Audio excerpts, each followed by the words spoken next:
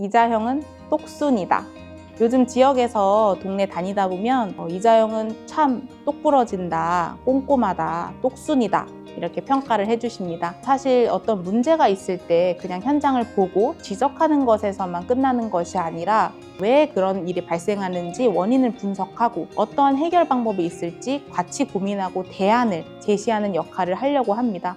누구보다 가장 먼저 아침 일찍부터 가서 현장을 살펴보고 귀를 기울이고 가장 늦게까지 남아서 고민하는 그런 의원이 되고 싶습니다. 그런 똑순이가 되겠습니다. 네, 반갑습니다. 저는 경기도의회 교육행정위원회 소속 더불어민주당 이자형 의원입니다.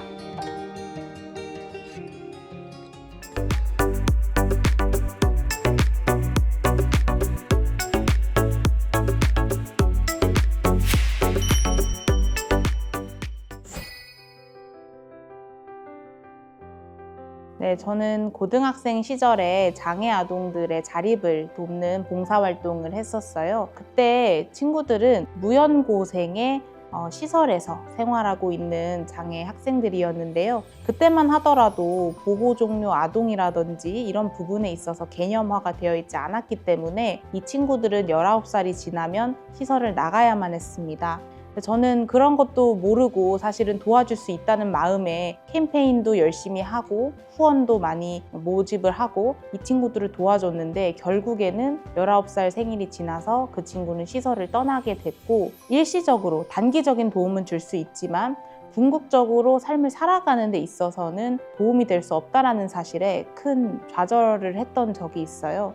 그러면 내가 이 과정에서 어떤 일을 할 수 있을까 고민을 하다가 이것은 개인의 문제가 아니라 우리 사회 전체의 구조적인 문제에서 비롯된 거다 라는 생각을 가지고 정치를 하기로 마음먹고 정치에 입문을 하게 되었습니다. 2022년 7월에 이 무거운 배지를 처음 달고 의회에 최연소 도의원으로 입성한 것이 엊그제 같은데 벌써 4년이라는 시간이 흘렀습니다. 그동안 최연소 도의원으로서 더 도민들께 가까이 다가가고 누구보다 밤낮 할 것 없이 불철주야 발로 뛰면서 소통하면서 책임 있는 자세를 지니기 위해서 노력했는데요. 4년 동안 의정 활동을 한 경험을 바탕으로 이제는 다시 한번 지역 주민들을 위해서 쓰임을 다하고 싶다.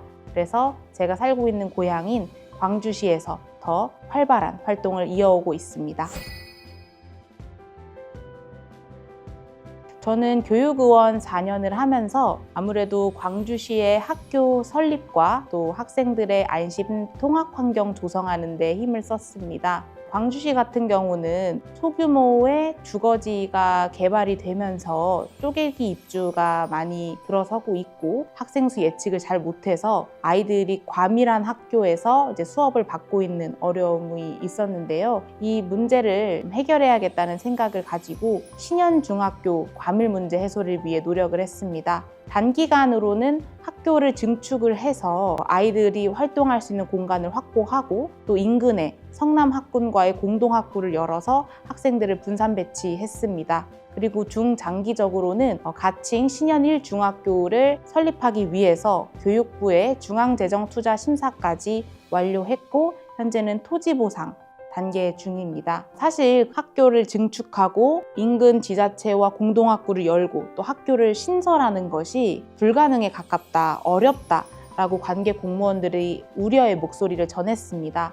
정말 많이 힘들었지만 꽉 찬 콩나물 시루 같은 교실에서 공부하는 아이들을 떠올리면서 무작정 열심히 발로 뛰고 더 목소리 냈던 것 같아요. 지금은 다행히 그런 단계들을 잘 밟아서 학교 신설까지 기다리는 상황인데요. 가장 힘들었기 때문에 어떻게 보면 더 기억에 잘 남는 것 같습니다. 더불어서 광주시 학생들의 통학 환경 개선을 위해도 노력을 했는데요. 광주시는 지리적인 특성상 도보로 등교하기가 어렵고 시내버스로만은 학생들의 통학 수요를 충족하기 어려운 상황이었습니다. 그래서 원거리 통학을 하는 학생들을 위해서 학생용 순환 통학버스를 추진을 했습니다.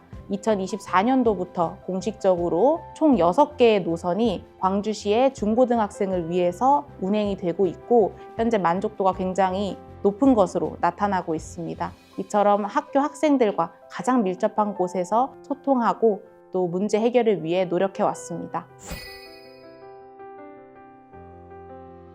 그 조례와 관련해서 말씀드리고 싶어요. 저는 경기도 가족돌봄 청소년 및 청년 지원에 관한 조례안을 제정을 했습니다. 이 조례는 저의 첫 제정 조례이기도 한데요. 가족돌봄 청년이라고 해서 아픈 부모를 간병하기 위해서 일찍부터 생활 전선에 뛰어들면서 간병비와 생활비 부담 등을 짊어지고 있는 청년들을 가족돌봄 청년이라고 말합니다.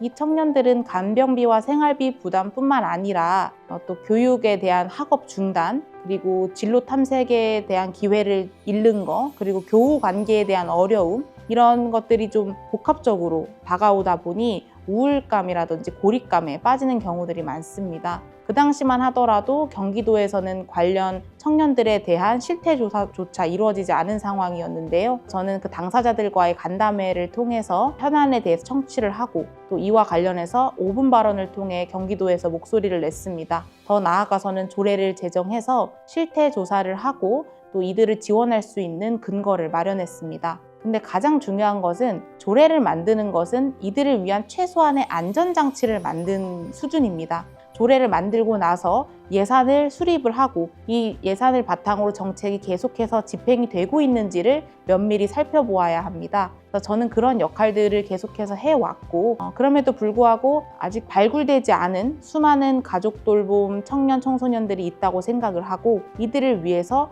우리가 사회적 안전망으로 보호해주고 보장해줘야 한다고 생각하기 때문에 그런 부족한 부분들을 좀 더 제대로 결실 있게 이어서 해나가고 싶습니다.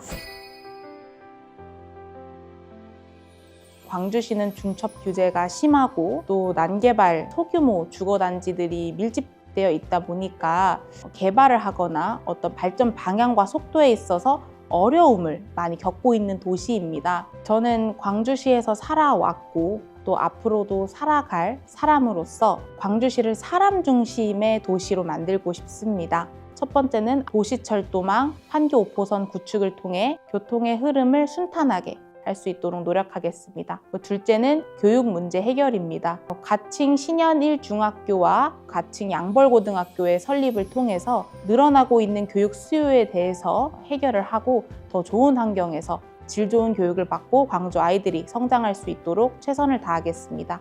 그리고 세 번째는 생활체육 인프라 시설 구축입니다. 광주시는 생활체육 시설 공간들이 굉장히 부족한데요. 신현천 하천 정비 사업과 산책로 조성을 통해서 우리 동네에 안심 산책길을 조성하는 걸 목표로 하고 있고요. 지금 현재는 경기도에서 일부 예산이 확보되어서 토지 보상 중에 있고 착공을 앞두고 있습니다. 이 외에도 추자동의 추자 1교 교각 하부에 체육시설을 구축하고 또 양벌동에도 관련 체육시설을 구축하는 등 굉장히 다양한 활동들을 이어오고 있고 앞으로도 아직 남아있는 그런 현안들을 해결하기 위해 노력하겠습니다. 광주시를 그냥 거쳐가는 도시가 아니라 정말 애정을 가지고 정착해서 내 아이를 낳고 행복하게 살 수 있는 그런 사람 중심의 도시를 만들기 위해 최선을 다하겠습니다.